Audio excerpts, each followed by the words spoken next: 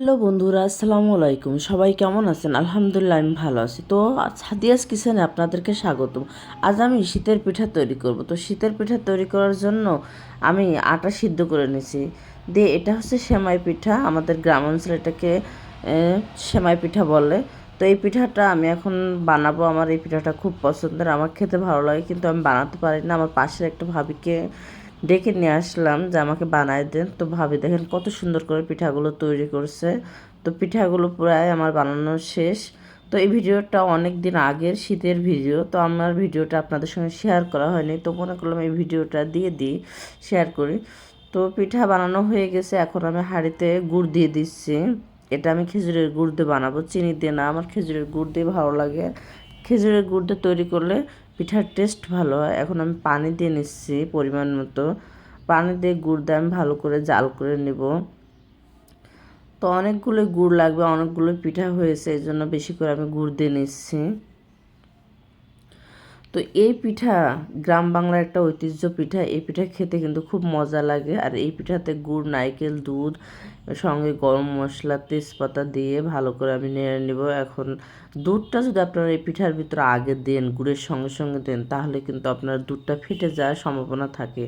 এই কারণে আপনারা হচ্ছে যে দুধ পরে দেবেন। তো দেখেন পিঠাগুলো কত সুন্দর হয়েছে, সব পিঠাগুলো এখানে আছে। তো এই দেখেন আমার গুড়ে বলক উঠে গেছে, গুড়ে বলক উঠছে। আমি ভালো করে গুড়টা জাল দিয়ে ফুটাই নিব। এর নেওয়ার পরে এর ভিতরে আমি নারকেল দিয়ে দিব। তো এই দেখেন আমি নারকেল দিয়ে নিলাম। বেশি করে নারকেল দুধ দিলে এই পিঠাটা খেতে অনেক মজা লাগে।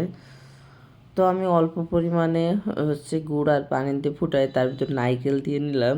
নারকেলটা আরও ভালোভাবে বলক তুলে নিব। নেওয়ার পরে আমি পিঠাগুলো দিব, দিয়ে রান্না করব। তো আমি ভালোভাবে নেড়ে নিচ্ছি। নেড়ে আরও সুন্দরভাবে নারকেল আর গুড়ের পানি বলক উঠবে। বলক ওঠার পরে আমি পিঠাগুলো দেব। 5 মিনিট আমি জাল করছি। জাল করার পরে দেখেন কত সুন্দরভাবে বলক উঠে আসছে। বলক উঠে আসলে এই যে আরও ভালোভাবে জাল করে নিব। নেওয়ার পরে আমি পিঠাটা দিব এর ভিতরে। এ দেখেন আমি এখন সব পিঠাগুলো একে একে ঢেলে দিচ্ছি। পিঠা কিন্তু অনেক হয়েছিল এখানে, আমি অনেক খেয়েছি, সবাইকে দিয়েছি, তারপর অনেকগুলো পিঠা ছিল। আস্তে আস্তে আমি সব পিঠাগুলো ঢেলে দিলাম।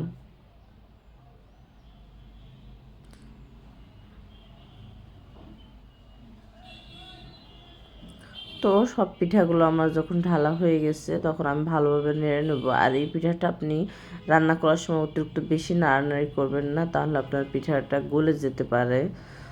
তো বলক উঠে পিঠাটা সিদ্ধ হওয়া পর্যন্ত আমি রান্না করব। তারপরে আমি হচ্ছে কী করব জানেন, পিঠাটা রান্না করার পরে এখন কিন্তু দুধ দেওয়া যাবে না। দুধ দিলে গুড়ের সঙ্গে, এখন গুড়ে একটা মেডিসিন ব্যবহার করে, যার কারণে দুধ কেটে যায়।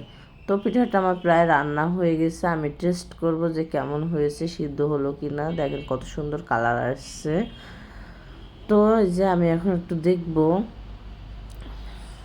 ভালোভাবে নেড়ে নিচ্ছি। দেখেন কত সুন্দর আঠালো ভাব হয়ে আসছে। এভাবে আঠালো ভাব হয়ে আসলে মনে করুন আপনার পিঠা রান্না হয়ে গেছে।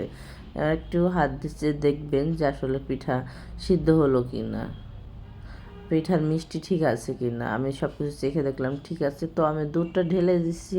আসলে দুধটা ঢালার সময় আমার ভিডিওটা স্কিপ হয়ে গেছে, তো আপনারা কেউ কিছু মনে করবেন না, ক্ষমা করে দেবেন। তো দুধটা আমি এই যে এখন পিঠার ভিতরে ঢেলে দিলাম। দুধটা ঢেলে কিন্তু আপনি আর পিঠা বলক তুলবেন না, দিয়ে নাড়াচাড়া করে রেখে দেবেন, তাহলে আপনার রেডি। এই যে রান্না হয়ে গেছে। তো সবাই ভালো থাকবেন, আল্লাহ হাফেজ।